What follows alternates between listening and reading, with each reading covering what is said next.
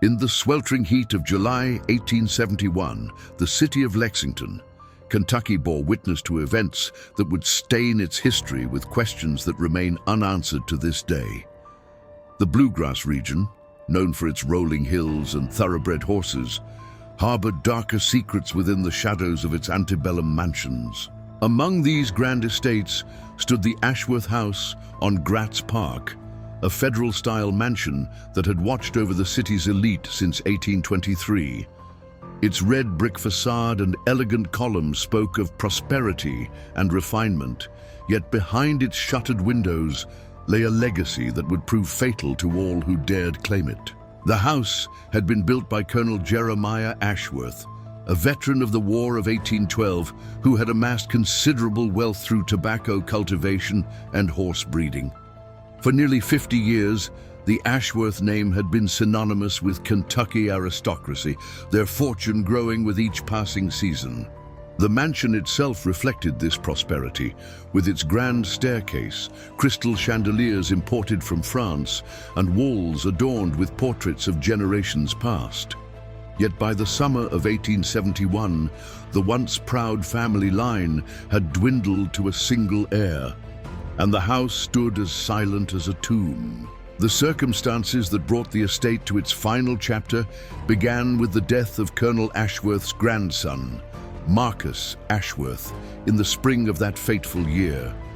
Marcus had been the last direct descendant, a man of 43 who had never married and had devoted his life to maintaining the family's declining fortunes. His death, officially attributed to consumption, marked the end of the Ashworth bloodline and triggered a series of events that would baffle investigators and torment the city's residents for decades to come.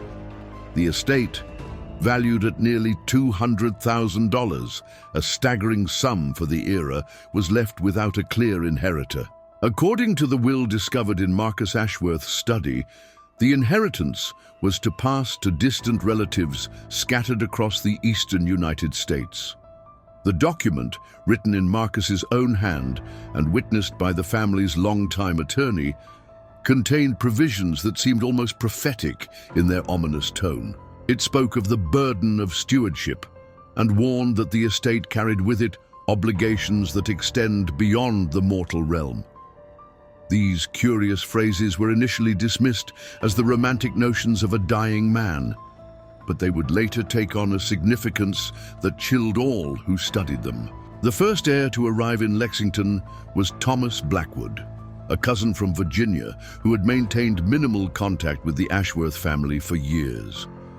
A successful merchant in his own right, Blackwood viewed the inheritance as a windfall that would secure his family's future for generations. He arrived with his wife Catherine and their 2 young children, eager to claim their place among Kentucky's landed gentry. The local newspapers documented their arrival with enthusiasm, praising the continuation of the Ashworth legacy under new stewardship.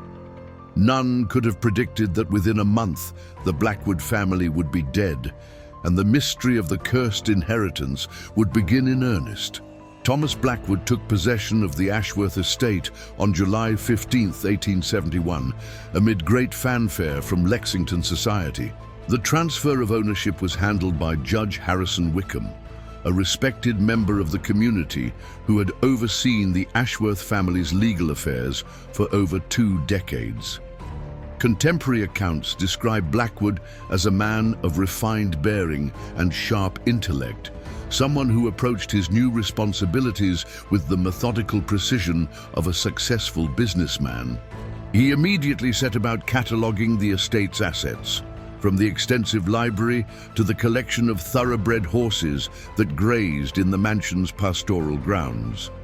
The Blackwood family settled into their new home with apparent ease, hosting dinner parties and participating in the social rituals expected of their elevated station. Catherine Blackwood, a woman of considerable charm and education, quickly became a favorite among Lexington's leading ladies, organizing charitable events and cultural gatherings. Their children, Margaret, aged 12, and young Thomas Jr., only 8 adults, were enrolled in the city's finest schools and seemed to adapt well to their new circumstances. For 3 weeks, the Blackwoods appeared to be the perfect inheritors of the Ashworth legacy, bringing new life to a house that had known too much solitude. Yet beneath this veneer of prosperity and contentment, disturbing changes began to manifest within the household. The family's servants, many of whom had worked for the Ashworths for decades, spoke in hushed tones of strange occurrences that defied rational explanation. Doors that had been securely locked would be found standing open in the morning. Cold drafts would sweep through rooms despite the summer heat, and the sound of footsteps could be heard in the upper floors when the family was gathered downstairs. Mrs. Blackwood confided to her closest friend that she had begun experiencing vivid nightmares that seemed to center on the mansion's history, dreams filled with images of tragedy and loss that felt more like memories than figments of her imagination. The children were the first to show signs of the peculiar malady that would ultimately claim the entire family. Margaret, once a vibrant and curious girl, became withdrawn and listless, spending hours staring out the mansion's tall windows as if watching for something that never came. Young Thomas Jr. began speaking of conversations with people who weren't there, describing in disturbing detail encounters with individuals who bore striking resemblances to the portraits that lined the mansion's halls. The family physician, Dr. Edmund Cartwright, was consulted repeatedly, but his examinations revealed no physical ailments that could account for the children's declining condition. By the end of July, Thomas Blackwood himself had begun to exhibit the same troubling symptoms that afflicted his family. His meticulous business records, once models of organization and clarity, became increasingly erratic and illegible.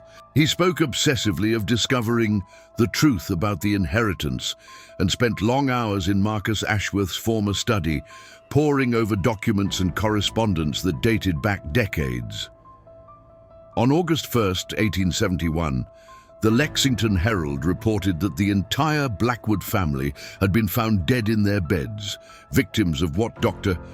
Cartwright could only describe as a mysterious wasting disease that had claimed 4 lives in the span of a single night. The deaths of the Blackwood family sent shockwaves through Lexington society, but the legal machinery of inheritance continued its inexorable progress. According to the terms of Marcus Ashworth's will, the estate was to pass to the next eligible heir, a provision that would prove to be a death sentence disguised as a blessing. Within a week of the Blackwoods' funeral, attorneys had contacted the second inheritor, a distant cousin named Jonathan Hartwell, who resided in Charleston, South Carolina. Hartwell, a successful cotton broker, initially expressed reluctance to claim the inheritance, having heard rumors of the tragic fate that had befallen his predecessors. Judge Wickham, serving as executor of the estate, felt compelled to meet with Hartwell personally to discuss the circumstances surrounding the previous heir's demise. Their correspondence, preserved in the county courthouse archives, reveals a man torn between duty and growing unease. Wickham wrote of his increasing discomfort with the nature of these proceedings, and his observation that the house seems to exert a malevolent influence upon all who would call it home. Despite these concerns, legal obligations demanded that the inheritance process continue, and Hartwell was formally notified of his claim to the Ashworth estate. Jonathan Hartwell arrived in Lexington on August 20th, 1871, accompanied only by his personal valet, a freed slave named Samuel, who had served the Hartwell family for over 30 years. Unlike the enthusiastic reception afforded to the Blackwoods, Hartwell's arrival was met with palpable tension from the local community. The mansion had stood empty since the previous tragedy, its windows shuttered and grounds unattended, creating an atmosphere of abandonment that seemed to permeate the very air around Gratz Park. Neighbors reported an unusual chill in the area surrounding the estate, despite the oppressive heat of the Kentucky summer. From the moment he crossed the threshold of the Ashworth mansion, Hartwell appeared to be a man under siege. His correspondence with business associates in Charleston became increasingly irregular and incoherent, filled with references to ancient obligations and debts that transcend generations. Samuel, the faithful valet, confided to other servants in the area that his master had begun speaking to empty rooms and showed an obsessive interest in a particular portrait that hung in the mansion's main hallway. A painting of Colonel Jeremiah Ashworth himself, whose eyes seemed to follow observers throughout the room. The pattern established by the Blackwood family's demise repeated itself with chilling precision. Within 2 weeks of taking residence, Hartwell exhibited the same symptoms of physical and mental deterioration that had claimed his predecessors. Dr. Cartwright, now deeply troubled by the recurring nature of these cases, conducted extensive examinations but could find no medical explanation for the rapid decline in his patient's health. On September 5, 1871, Jonathan Hartwell was discovered dead in the mansion's library, slumped over Marcus Ashworth's desk with a half-written letter clutched in his hand.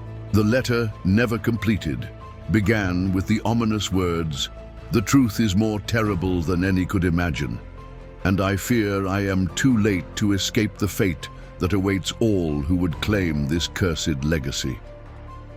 The second unexplained death at the Ashworth estate compelled local authorities to launch a formal investigation into what was rapidly becoming Lexington's most disturbing mystery. Sheriff William Crawford, a veteran lawman who had served the community for over 15 years, found himself confronting circumstances that challenged every assumption he held about crime and causation. The deaths bore none of the hallmarks of poison, violence, or any conventional form of murder, yet the pattern was too consistent to be attributed to mere coincidence. Crawford assembled a team of investigators that included Dr. Cartwright, Judge Wickham, and Reverend Michael O'Brien, the Irish Catholic priest who had performed last rites for both the Blackwood and Hartwell families. Their initial examination of the mansion revealed unsettling details that had been overlooked during the previous investigations. In Marcus Ashworth's study, they discovered a hidden compartment behind a bookshelf that contained documents dating back to the estate's founding. These papers, written in Colonel Jeremiah Ashworth's distinctive handwriting, detailed his acquisition of the land upon which the mansion stood. The property had previously been the site of a Native American burial ground, specifically belonging to the Cherokee Nation, which Colonel Ashworth had acquired through what could charitably be described as questionable means. The documents suggested that the construction of the mansion had been built directly over sacred graves, a desecration that tribal elders had warned would bring a curse upon the land and all who dwelt upon it. More disturbing still was the discovery of a journal hidden within the mansion's walls during renovations that Marcus Ashworth had undertaken shortly before his death. The journal, written by various members of the Ashworth family over the course of 5 decades, chronicled a history of unexplained deaths, mysterious illnesses, and supernatural encounters that had plagued the household since its inception. Entries described the premature deaths of Colonel Ashworth's wife and 3 of his 4 children, all of whom had succumbed to the same inexplicable wasting disease that had claimed the recent inheritors. The journal painted a picture of a family trapped by their own prosperity, unable to abandon the source of their wealth despite its deadly cost. The investigation team also uncovered evidence of attempts by previous Ashworth generations to break what they clearly believed to be a supernatural curse. Correspondence with spiritualists, Native American shamans, and even practitioners of folk magic revealed a family desperate to find release from their grim fate. Colonel Ashworth himself had made significant donations to local Cherokee communities in his later years, apparently in an attempt to make amends for his earlier transgressions. These efforts, however, seem to have had little effect on the malevolent force that inhabited the mansion, as subsequent generations continued to suffer the same mysterious afflictions that had claimed their ancestors. As word of the investigation spread throughout Lexington, public opinion became increasingly divided between those who sought rational explanations for the tragic events and those who accepted the supernatural nature of the mansion's influence. The local newspaper, initially skeptical of any otherworldly explanations, began publishing accounts from servants, neighbors, and visitors who claimed to have witnessed unexplained phenomena in and around the Ashworth estate. These testimonies, while impossible to verify, created a comprehensive picture of a property that seemed to exist outside the normal bounds of natural law, a place where the past refused to remain buried and the dead continued to exact their vengeance upon the living. Despite the mounting evidence of the estate's deadly nature, legal obligations required that the inheritance process continue to its logical conclusion. The third heir, a woman named Elizabeth Morrison, who lived in Baltimore, initially refused to acknowledge her claim to the Ashworth fortune. Morrison, a widow who supported herself through teaching music to the children of Baltimore's wealthy families, had no desire to involve herself in what she described as a matter that has brought nothing but death and sorrow to all concerned.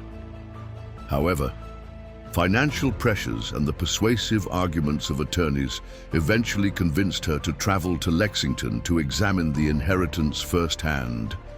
Elizabeth Morrison arrived on September 25, 1871, with the clear intention of quickly selling the property and returning to her modest but peaceful life in Maryland. She was accompanied by her younger brother, Robert Morrison, a journalist who had convinced her that the story of the cursed inheritance might provide material for a series of articles that could establish his reputation as a serious writer. Robert's interest in the supernatural aspects of the case proved to be both a blessing and a curse, as his investigative instincts uncovered crucial information while simultaneously exposing both siblings to the malevolent forces that inhabited the mansion. From their first night in the Ashworth house, the Morrison siblings experienced phenomena that defied rational explanation.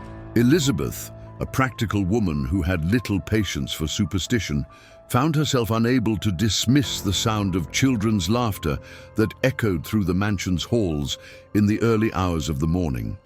Robert documented these experiences meticulously, creating a detailed record of unexplained cold spots, moving shadows, and the persistent feeling of being watched by unseen observers. His journal entries from this period reveal a man struggling to maintain his skepticism in the face of increasingly undeniable evidence of supernatural activity. The siblings' investigations led them to make contact with several members of the local Cherokee community, including an elderly woman named Running Deer, who claimed to remember stories passed down from her grandfather about the desecration of the burial ground. According to her account, the spirits of the dead had indeed cursed the land, but their anger was directed not merely at the Ashworth family, but at anyone who would benefit from the desecration of their resting place. She warned that the only way to appease the spirits would be to return the land to its original state and provide proper burial rites for the disturbed remains, a process that would require the complete destruction of the mansion and everything it contained. As October approached, both Morrison siblings began to exhibit the familiar symptoms that had preceded the deaths of their predecessors. Elizabeth's health declined rapidly, and she began speaking of vivid dreams in which she was surrounded by Native American children who pleaded with her to make things right.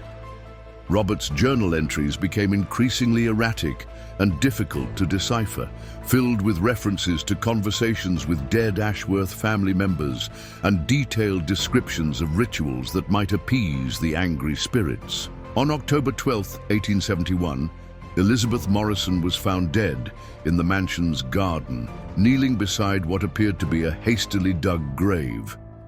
Her brother Robert was discovered 3 days later in the mansion's cellar, surrounded by Cherokee artifacts and ceremonial items that he had apparently gathered in a desperate attempt to perform some form of appeasement ritual. The deaths of Elizabeth and Robert Morrison marked a turning point in the investigation as Sheriff Crawford and his team realized that they were dealing with forces beyond the scope of conventional law enforcement. The surviving members of the Morrison family, contacted by telegraph, formally renounced any claim to the Ashworth inheritance and demanded that all legal proceedings be immediately terminated. This presented Judge Wickham with an unprecedented legal dilemma, as Marcus Ashworth's will contained provisions for what should happen if all named heirs declined or were unable to claim the estate. According to the document, the property would then pass to the city of Lexington, a transfer that city officials were understandably reluctant to accept. Dr. Cartwright, who had conducted post-mortem examinations on all 6 victims, published a medical paper that attempted to document the consistent pattern of symptoms observed in each case. His findings, while scientifically rigorous, offered no concrete explanation for the cause of death in any of the cases. Each victim had suffered from rapid physical deterioration, marked by extreme weight loss, anemia, and neurological symptoms that suggested some form of brain dysfunction. Most puzzling was the consistent finding of unusual mineral deposits in the victims' tissues, substances that Dr. Cartwright could not identify despite extensive chemical analysis. The breakthrough in understanding came from an unexpected source, a letter delivered to Judge Wickham by a Cherokee elder who traveled from the reservation in North Carolina specifically to address the crisis in Lexington. The elder, who gave his name only as Stone Bear, claimed to possess knowledge passed down through generations about the specific curse that afflicted the Ashworth estate. According to his account, the burial ground had been the resting place of Cherokee children who had died during a smallpox epidemic in the late 1700s. The desecration of their graves had trapped their spirits in a state of perpetual unrest, and their anger had grown stronger with each passing year. Stone Bear's explanation provided context for many of the phenomena observed by investigators and victims alike. The children's laughter heard throughout the mansion, the dreams of pleading Native American children, and the consistent involvement of young victims all pointed to the same source: the restless spirits of the Cherokee children who had been denied proper burial and remembrance. The elder explained that the spirits had learned to use the guilt and greed of the living as weapons, drawing strength from the very prosperity that had been built upon their desecrated remains. Each death had fed their power, making them stronger and more capable of influencing the physical world. The Cherokee elders' proposed solution was both simple and radical: the complete destruction of the mansion and the restoration of the land to its natural state, followed by proper burial ceremonies for the disturbed remains. He warned that any attempt to compromise or find a middle ground would only result in more deaths, as the spirits would not be satisfied until justice had been served and their rest restored.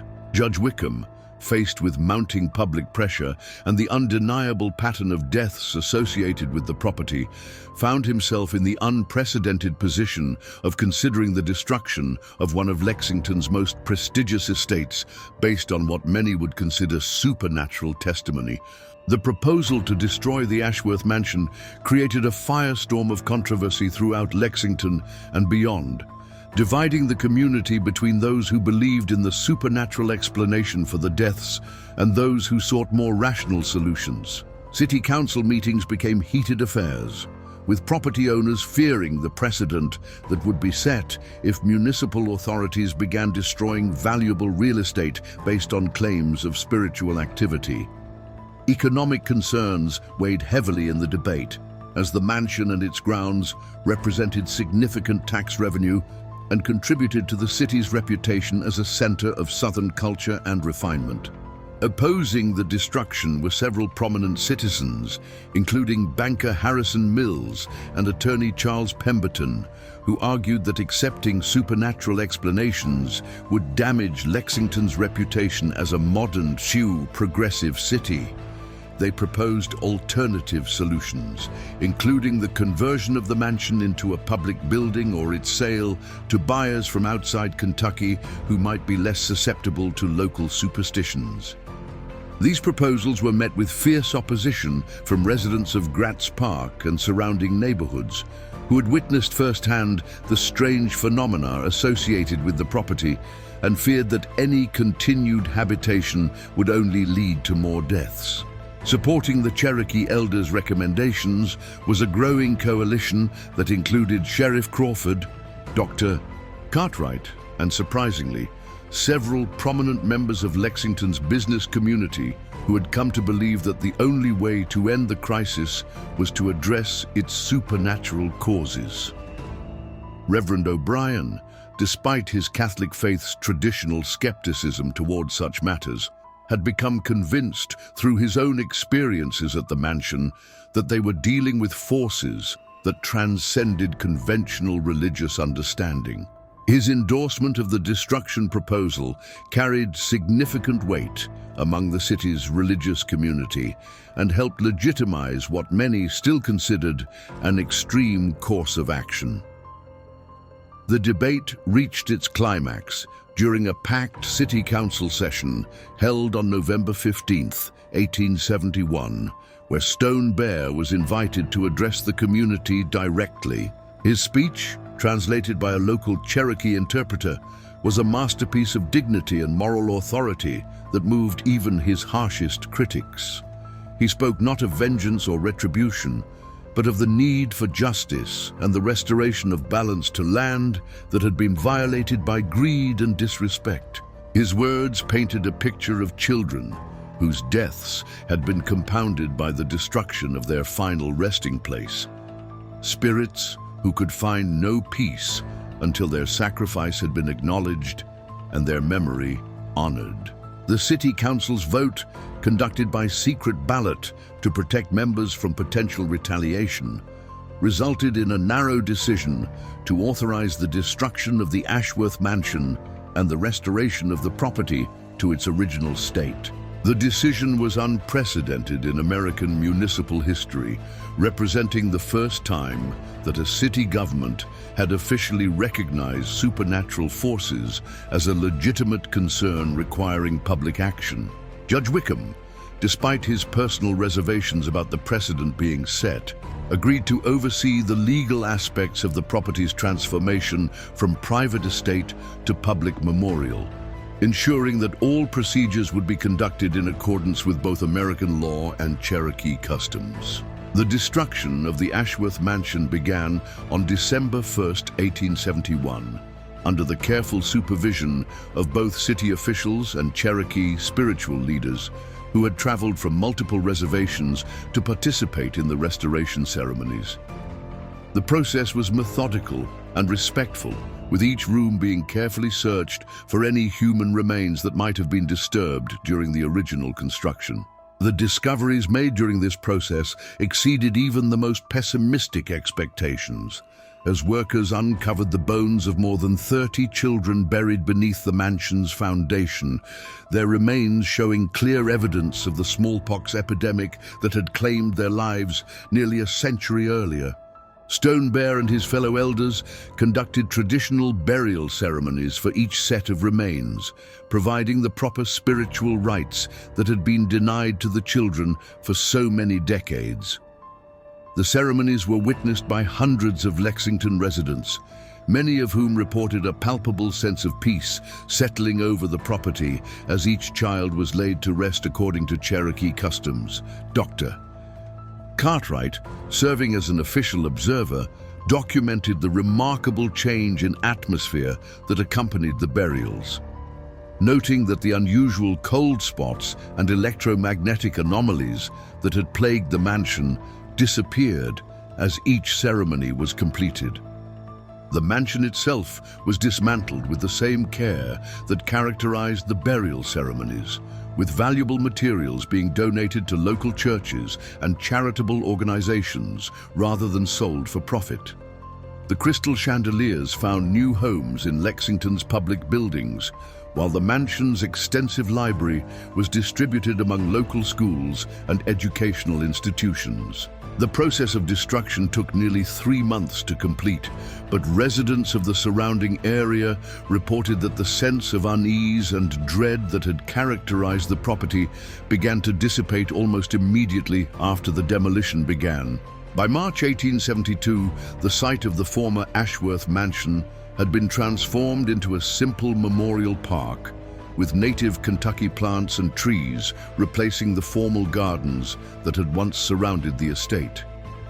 A modest stone monument, carved with both English and Cherokee inscriptions, marked the location of the children's burial ground and told the story of the tragic events that had ultimately led to justice for the long-forgotten victims. The monument's English inscription read simply, "In memory of the Cherokee children who rest here, and in acknowledgement of the debt owed to those whose suffering was compounded by our indifference."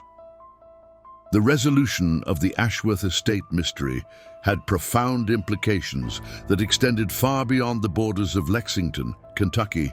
The case became a subject of intense study among legal scholars, theologians, and early researchers into paranormal phenomena, establishing precedents for how American society might address similar situations in the future.